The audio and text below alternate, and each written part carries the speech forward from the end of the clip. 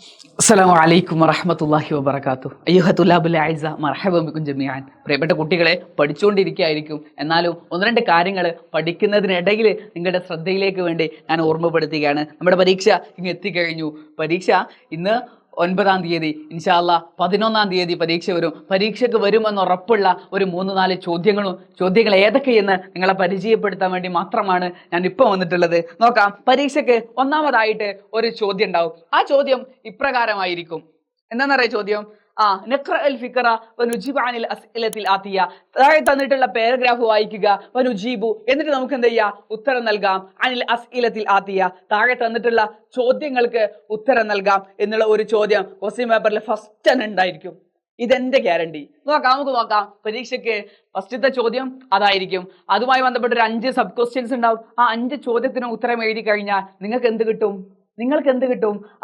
First ചോദ്യത്തിന് തന്നെ A grade കിട്ടി. ഐശ്വര്യമായിട്ട് നമുക്ക് തുടങ്ങാം. അതിന് ആ 5 മാർക്ക് കിട്ടാൻ വേണ്ടി നിങ്ങൾ പഠിച്ചിരിക്കേണ്ട ഒരു 6-7 അദവാത്തുൽ ഇസ്തിഫ്ഹാമിനെ കുറിച്ച് ഞാൻ പരിചയപ്പെടുത്താണ്. ഒരു 7 അദവാത്തുൽ ഇസ്തിഫ്ഹാം ഉണ്ട്. ഞാനൊരു പാട്ട് പാടുന്നു. മാതാ, എന്ത്, മൻ, ആര്, എങ്ങനെ, കൈഫ, എവിടൈന, എപ്പോഴാണ്, മത്താ എന്ന്, എന്താ, മാക്കം, എത്ര. ഞാൻ ഈ പാട്ടിൽ 7 അദവാത്തുൽ ഇസ്തിഫ്ഹാമുകളുണ്ട്. അത് ഏതൊക്കെയെന്ന് നിങ്ങൾ കണ്ടെത്തുക. നമ്മൾ മുമ്പ് ഒരു വീഡിയോ അപ്ലോഡ് ചെയ്തിട്ടുണ്ട്. ആ ഒരു ഭാഗത്ത് നിന്ന് ഒരു ചോദ്യം നിർബന്ധമായിട്ടും ഉണ്ടായിരിക്കും. രണ്ടാമത് ഒരു ചോദ്യം വരാൻ സാധ്യതയുള്ളത് അത് ഒരു ഹിവാറാണ്. ഏത് ഭാഗത്ത് നിന്നാണ് ഹിവാർ വരിക എന്ന് നമുക്ക് പറയാൻ സാധ്യമല്ല. എന്നാലും നമ്മുടെ ടെക്സ്റ്റ് ബുക്ക് ഇങ്ങനെ പരിശോധിക്കുമ്പോൾ 1-2 സാധ്യതകളുണ്ട്. അതൊന്നെങ്കിൽ നമ്മുടെ ഷഫീഖിന്റെ പാഠത്ത് നിന്ന് ഉമ്മും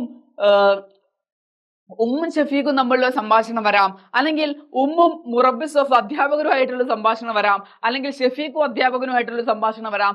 ആ ഭാഗത്ത് നിന്ന് ഒരു സംഭാഷണം വരാൻ സാധ്യതയുണ്ട്. അങ്ങനെയാണെങ്കിൽ അവർ തമ്മിൽ നടക്കുന്ന സംഭാഷണങ്ങൾ, ആ കഥ നിർബന്ധമായിട്ടും അറിഞ്ഞിരിക്കണം. അതല്ലെങ്കിൽ മറ്റൊരു സംഭാഷണം, ഹിവാർ, നിർബന്ധമായിട്ടും ഉണ്ടാവാൻ സാധ്യതയുള്ളത് നമ്മുടെ ഉമർ ബിൻ അബ്ദുൽ അസീസിന്റെ ഒരു പാഠഭാഗമുണ്ട് റഹ്മഹുല്ലാ. ആ പാഠഭാഗത്ത് നിന്ന് മിസ്റിൽ നിന്നൊരു സ്ത്രീ ഖലീഫിനെ കാണാൻ വരുന്നതുമായി ബന്ധപ്പെട്ട് അവിടെ നിന്ന് ഖലീഫയുടെ സഹോദരി, ഖലീഫയുടെ ഭാര്യ ഫാത്തിമയെ കാണുന്നതുമായി ബന്ധപ്പെട്ട് അവിടെ നിന്ന് ചിലപ്പോൾ ഖലീഫയും ആ സ്ത്രീയും തമ്മിലുള്ള സംഭാഷണമായിരിക്കാം, അല്ലെങ്കിൽ ഖലീഫയുടെ ഭാര്യ ഫാത്തിമയും ആ മിസ്റിൽ നിന്ന് വന്ന സ്ത്രീയും തമ്മിലുള്ള ഒരു സംഭാഷണമായിരിക്കാം. എവിടെ നിന്നായാലും പരീക്ഷയ്ക്ക് 2ാമത്തെ ക്വസ്റ്റ്യൻ ആയിട്ട് ഒരു ഹിവാർ ഉണ്ടായിരിക്കും. മൂന്നാമതായിട്ട്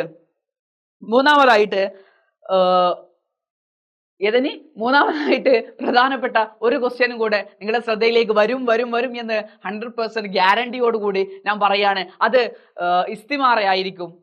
ഇസ്തിമാറ എന്ന് വെച്ചാൽ ബയാനാത്തു ഷഖ്സിയ ആയിരിക്കും. അതൊരു ബയോഡാറ്റ ആയിരിക്കും. ഒന്നുകിൽ ഒരു തർജുമത്തുൽ ഹയാത്ത് തന്നിട്ട് അതിൽ നിന്ന് ഒരു ബയാനാത്തു ഷഖ്സിയ ബയോഡാറ്റ ഉണ്ടാക്കാനായിരിക്കും ചോദ്യം.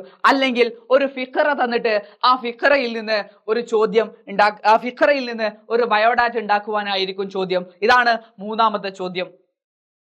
മറ്റൊന്ന്, പരീക്ഷയ്ക്ക് വരുമെന്ന് ഉറപ്പുള്ളത് ഒരു കള്ളി തരും.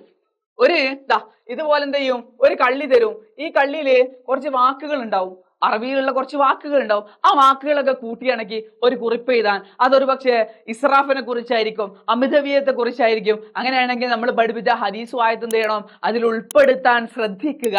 മറ്റൊന്ന് വരാൻ സാധ്യതയുള്ളത് മഹാത്മാഗാന്ധിയുമായി ബന്ധപ്പെട്ട് നമ്മൾ ഇവിടെ ഇങ്ങനെ ഒരു ബോക്സ് വരച്ചിട്ട് ഞാനിങ്ങനെ അടയാളപ്പെടുത്തി തന്നിട്ടുണ്ട്. ആ ഭാഗം നിർബന്ധമായിട്ടും പഠിച്ചു പോവുക. ഒരു പാരഗ്രാഫ്, ഒരു ചതുരത്തിൽ ഒരുപാട് ഹിൻസ് തന്നിട്ട് ഒരു ബയാൻ എഴുതാൻ അല്ലെങ്കിൽ മുദക്കിർ എഴുതാനുള്ള ഒരു ചോദ്യം വരാൻ സാധ്യതയുണ്ട്. അഞ്ചാമതായിട്ടൊരു ചോദ്യം വരാനുള്ളത് അമ്രുമായി ബന്ധപ്പെട്ട് ഒരു കാര്യം നമ്മൾ പഠിച്ചിട്ടുണ്ട്. സ്ത്രീകളോട് ഇജ്ലിസി, ഇർകബി എന്നാണ്. അവസാനത്തിൽ യാ ആയിരിക്കും. പുരുഷന്മാരാണെങ്കിൽ ഇജ്ലിസ്, ഇർകബ്, ഇക്തുബ്, ഇഖ്റ എന്ന് തുടങ്ങുന്ന അമ്രുകളായിരിക്കും ഉണ്ടാകുക. ആ ഭാഗത്ത് നിന്ന് ഒരു ചോദ്യം വരാനുള്ള എല്ലാവിധ സാധ്യതകളും നമ്മൾ കാണുന്നുണ്ട്. മറ്റൊന്ന് ലൊമാഇർ ആണ്. ഒരു പാരഗ്രാഫ് തന്നിട്ട് ഇതിലുള്ള ലൊമാഇറുകൾ ഏതൊക്കെയാണ് എന്ന് കണ്ടെത്തുവാനുള്ള ഒരു ചോദ്യം വരാൻ സാധ്യതയുണ്ട്. ഹുമാഹും, ഹിയഹുമാഹുന്ന, അൻത അൻതുമാ അൻതും, അൻതി അൻതുമാ അൻതുന്ന, അനാ നഹ്നു, പിന്നെ ഹു ഹ എന്ന് തുടങ്ങുന്ന വാക്കുകൾ അടങ്ങുന്ന ലൊമീറുകൾ കണ്ടെത്തി വെച്ചാൽ ആ പാരഗ്രാഫിൽ എവിടൊക്കെയാണ് ഈ ലൊമീറുകൾ ഉള്ളത് എന്ന് കണ്ടെത്തി അതങ്ങ് പകർത്തി എഴുതിയാൽ മതി. അതിന്റെ മാർക്ക് കിട്ടും. മറ്റൊന്ന്, ഫിഅലു മാദിയിൽ സ്ത്രീ ആകുമ്പോൾ നമ്മൾ എന്ത് ചെയ്യും? ഞാൻ പറഞ്ഞിട്ടുണ്ട്, സ്ത്രീ ആകുമ്പോൾ 2 കാര്യങ്ങൾ കൂടി വരും.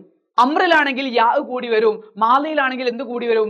തീ കൂടി വരും. കത്തബത്ത്, ജലസത്ത്, ദഖലത്ത്, പിന്നെന്താ ഫതഹത്ത് എന്ന് തുടങ്ങുന്ന അവസാനത്തിൽ തീ കൂടി വരും. പുരുഷനാണെങ്കിലോ മുദക്കറാണെങ്കിലോ ഖാല, സഅല, പിന്നെന്താ ഖറഅ, കതബ എന്നായിരിക്കും മുദക്കർ ഉണ്ടാവുക. ഇത്രയും കാര്യങ്ങൾ വളരെ പ്രധാനപ്പെട്ട ഒരു കാര്യം കൂടെ പരീക്ഷയ്ക്ക് വരാൻ 99% ഉറപ്പുള്ള ഒരു ചോദ്യമാണ്. 99 ഒന്നുമില്ല, പരീക്ഷയ്ക്ക് വരും, ഷുവറാണ്. നമ്മൾ ഷെഫീഖിന്റെ പാഠത്തു നിന്ന് ഒരു ഇമെയിൽ പഠിച്ചിട്ടുണ്ട്. എന്താണ് ഇമെയിലിന്റെ സ്ട്രക്ചർ, എന്താണ് ഇമെയിലിന്റെ ഫോർമാറ്റ്, ഇമെയിലിന്റെ തുടക്കത്തിൽ എന്തൊക്കെ വേണം, മുത്തസിലൂൻ എഴുതണം, ആർക്കാണോ കത്ത് എഴുതുന്നത് അത് വേണം, മൗദൂഅ് വേണം, സ്വദീഖിയൽ ഹബീബ് വേണം, അല്ലെങ്കിൽ വാലിദിയൽ അസീസ് വേണം, തഹിയ്യ ത്വയ്യിബ മുബാറക വ ബഅദ് വേണം. അത് കഴിഞ്ഞിട്ട് അത്തമന്നാലക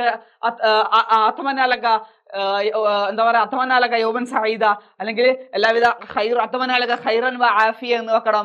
2-3 മാക്സിമം പോയാൽ 3 വരി അല്ലെങ്കിൽ 5 സെന്റൻസിൽ നമ്മുടെ വിഷയത്തെ ഉൾക്കൊള്ളിച്ചുള്ള സംസാരങ്ങൾ വേണം. അത് കഴിഞ്ഞിട്ട് സ്വദീഖുൽ മുഖ്ലിസ്, സ്വദീഖിന്റെ ഇസ്മ എഴുതണം. ഇത്രയും കാര്യങ്ങൾ നിർബന്ധമായിട്ടും ഒരു ഇമെയിൽ ഉണ്ടായിരിക്കണം. ഇമെയിലിന്റെ ഭാഗത്ത് നിന്ന് ഒരു ചോദ്യത്തിന് പ്രതീക്ഷ ചെയ്യുന്നുണ്ട്. ഇത് പ്രഡിക്ഷൻ ആണ്, കേവലം പ്രഡിക്ഷൻ അല്ല.